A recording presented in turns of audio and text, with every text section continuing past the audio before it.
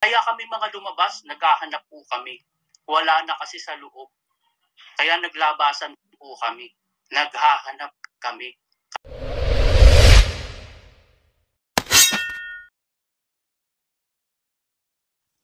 Magandang araw po mga kaibigan, welcome back to my channel. Pag-usapan po natin itong dalawang nakikita nyo, si CJ Perez at si JR Badong.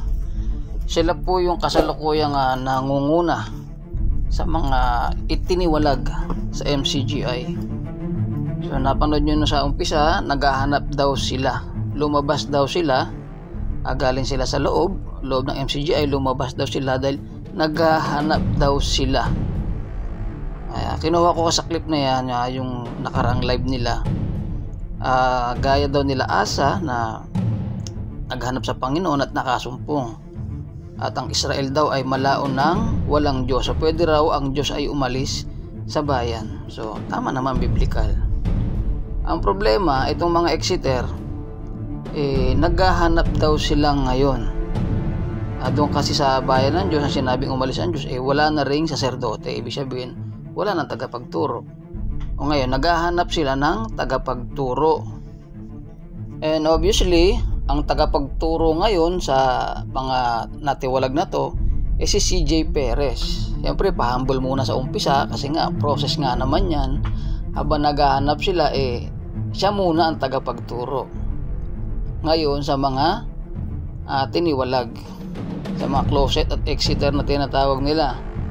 Nako, dyan din ang punta niyan Baka kunwari ayaw siya ang maging tagapagturo, pero kung mapapansin nyo, kung sinusubaybayan nyo itong mga to, ang nangunguna talaga sa kanila itong dalawa, si Badong at si CJ Perez, at ang tagapagturo nila ay si CJ Perez. May kasama pa sila isang babae na active.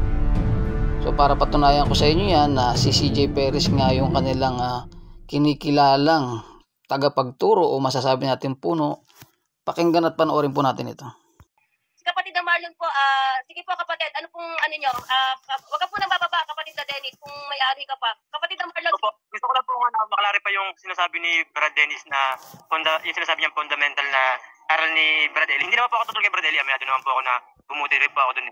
Pero meron po kasi kapatid na, meron din pong mga binasa si kapatid na Eli na nasa Bible na namamali sa diwa. Halimbawa po yung halal, ganon. Tapos yung sa ayun nga po, yung pagkakamali niya kay Brad Daniel, may binasa rin po siya sa Bible na gano'n, pero hindi rin naman po natupad. Hindi po aral yun yung kay kapatid na Daniel Pero yung sa halal po, aral po yan. Fundamental aral po yan ng Biblia. Hindi po. Hindi naman po natin pwedeng labanan yun. So dito may usapin sila tungkol sa halal. Ang problema nung nasa kanan ay pwede nang kainin, kasi yung aral nga naman dati na yung namamali sa diwa dati sa pagkaunawa. So mali ngayon ang unawa ngayon, pero dumarating ang mga panahon na naiintindihan. So in example niya yung halal. Hindi naman pumayag itong nasa gitna. Ang sabi niya, fundamental na aral yan. So dala-dala niya pa rin hanggang ngayon, hindi siya kumakain ng pagkain halal. Yung halal kasi, ayan yung mga pagkain ng Muslim na lalo sa particular sa mga hayop. Pero lang ang baboy, bago katayin ay inaalay kay Allah, yung Diyos ng mga Muslim. With due respect sa ating mga kapatid na Muslim, ganoon din naman sila, meron silang mga pagkain na hindi kinakain na hindi halal. So sa MCGI naman, pag halal, hindi pwedeng kainin kasi pamumusong yun o kasalanan sa espiritu. So itong nasa gitna, dala-dala niya pa rin yung aral na yun. Ito namang dalawa, parang ayaw, hindi ako sure, pero sa tono ng kanilang usapan, kontrahan na sila. Pakinggan nyo kung kanino nila isasangguni yung problema na yan. Yung sinabi mo, Dennis, mali ka po. Kasi nakakalimutan mo natin, hain sa Diyos-Diyosan na sinasabing fundamental na aral. Ano po yun May teksto na pong ginawa. Sabi nga, medyo hindi nga, yun nga ang sinasabi, meron daw paksa. Ngayon ang akin lang, hanggat hindi mo natin na ilalabas yun, wag po muna tayo mag-inganyo ng gano'n. Kasi makakapagpahamak po tayo. Hindi, kasi kung paano nyo nalaman yung paano ho natin nalaman yung isang bagay na meron pong inihanda, kung hindi pa natin nakikita. Kasi baka magbibigay na tayo ng kadahilanan sa laman pag ganun po. Nagbibigay na po tayo ng kadahilanan para bigyan na natin ng laman.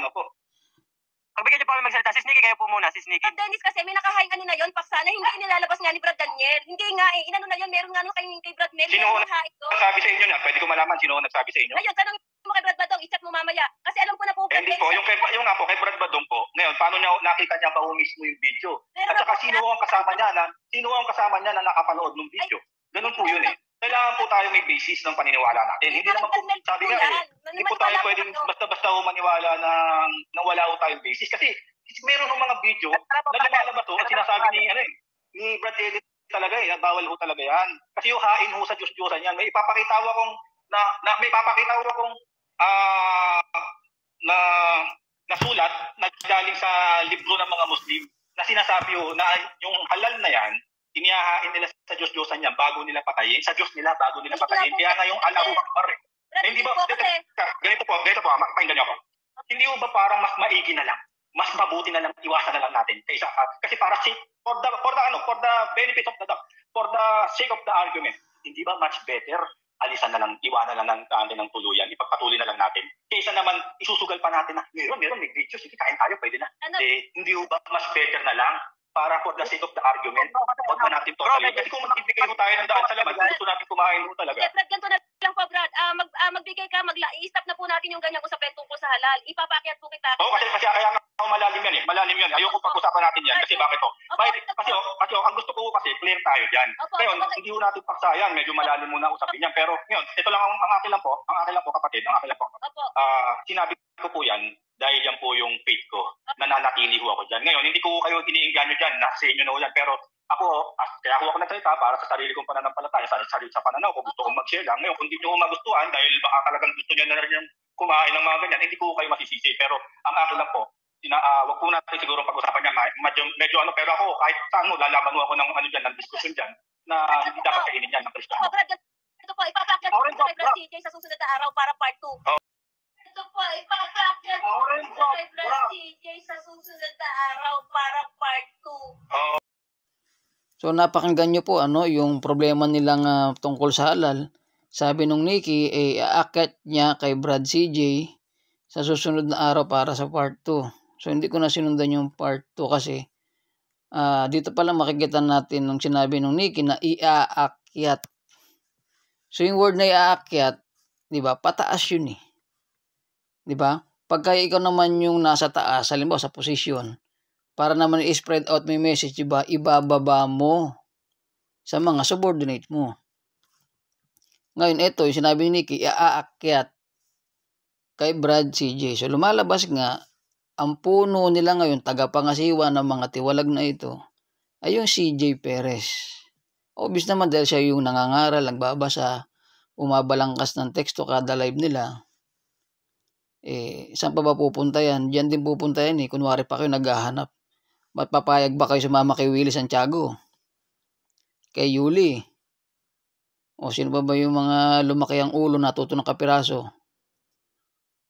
Kay kapatid na Nicolas Perez. So balik kayo dun sa suhay. Di ba? Pwede rin kayo sumapi sa Iglesia ni Cristo. Pwede rin sa mga born again. Balik kayo sa mga pinanggalingan nyo, yung mga natiwalag na yan. Pero ako sigurado ko sa takbo ng mga ginagawa nyo, ang magiging puno nyo at ang puno nyo na nga ngayon ay si CJ Perez. Siya ngayon ang inyong tagangak-ngak na pangkalahatan. Tagangak-ngak na pangkalahatan. At ang ikalawang tagangak-ngak na pangkalahatan ay si Badong. Ang kasama nyo si Badong, ang lagi niya nagla-live.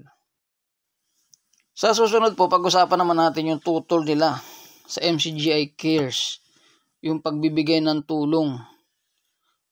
Bakit daw pinapakita sa camera? So yun ang tutol nila eh. So pwede naman daw gawin yung sa lihim. Yan po yung itatopic natin sa susunod. Tutol pala sila dun eh, kapatid na Eli, buhay na buhay pa eh. Malakas na malakas pa eh, ginagawa na yan. Yan naman ay minana na lang ni Kuya Daniel. Bakit daw may camera? Bakit tong kapatid na Eli ba walang camera? Diba? Masasama lang talaga yung mga mata nyo. Sige po, sa susunod po yun ang pag-uusapan natin. Salamat po.